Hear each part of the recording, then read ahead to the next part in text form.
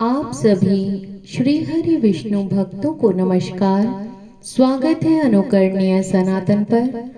आज मैं आपको वरुथनी एकादशी व्रत की कथा सुनाने जा रही हूँ। आइए श्रवण करते हैं पावन कथा। सभी बोलें श्री हरि विष्णु भगवान की जय। श्रीमन नारायण नारायण हरि हरि, भजमन नारायण नारायण हरि हरि। धर्मराज युधिष्ठिर बोले, हे भगवान, मैं आपको नमस्कार करता हूँ। आपने चैत्र मास के शुक्ल पक्ष की एकादशी अर्थात कामदा एकादशी के बारे में विस्तार पूर्वक बतलाया। अब आप कृपा करके बैसाख माह के कृष्ण पक्ष की एकादशी, उसका क्या नाम है तथा उसकी विधि एवं महात्म्य क्या है। भगवान श्री कृष्ण ने कहा, हे राजेश्वर, वैशाख मास के कृष्ण पक्ष की एकादशी को वरुथिनी एकादशी के नाम से जाना जाता है। यह सौभाग्य देने वाली, सब पापों को नष्ट करने वाली तथा अंत में मोक्ष देने वाली है।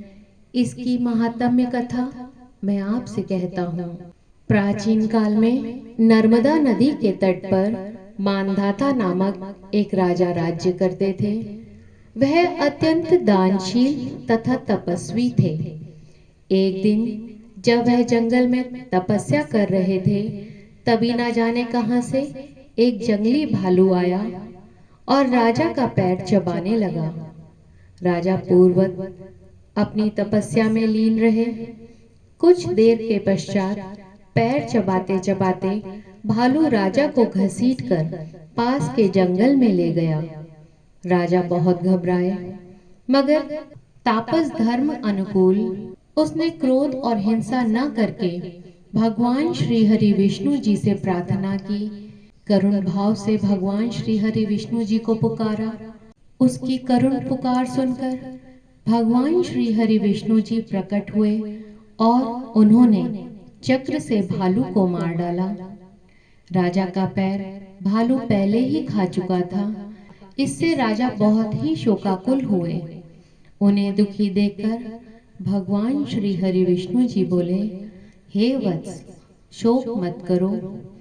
तुम मथुरा जाओ और वहां पर वरुथिनी एकादशी का व्रत रखकर मेरी 12 अवतार मूर्ति की पूजा करो।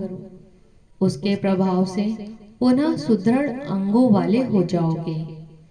इस भालू ने तुम्हें जो काटा है, यह तुम्हारे पूर्व जन्म का अपराध था। भगवान श्री हरि विष्णु जी की आज्ञा मानकर राजा मानधाता ने मथुरा जाकर श्रद्धा पूर्वक वरुथिनी एकादशी व्रत किया। इसके प्रभाव से राजा शीघ्र ही पुनः सुंदर और संपूर्ण अंगों वाला हो गया। इसी एकादशी के प्रभाव से राजा मानधाता अंत समय में स्वर्ग को गए। जो भी व्यक्ति भय से पीड़ित है, उसे वरुथिनी एकादशी का व्रत रखकर भगवान श्री हरि विष्णु जी का स्मरण करना चाहिए। इस व्रत को करने से समस्त पापों का नाश होकर व्यक्ति को मोक्ष की प्राप्ति होती है। सभी बोले श्री हरि विष्णु भगवान की जय। श्रीमन नारायण नारायण हरि हरि, भजमन नारायण नारायण हरि हरि। भगवान श्री हरि विष्णु जी से विनम्र प्रार्थना है कि हे भगवान, आपका जो भी भक्त इस कथा को सुन रहा है, आप उसकी सभी मनोकामनाओं को पूर्ण करने की कृपा करें। आप सभी का इस कथा को सुनने के लिए धन्यवाद।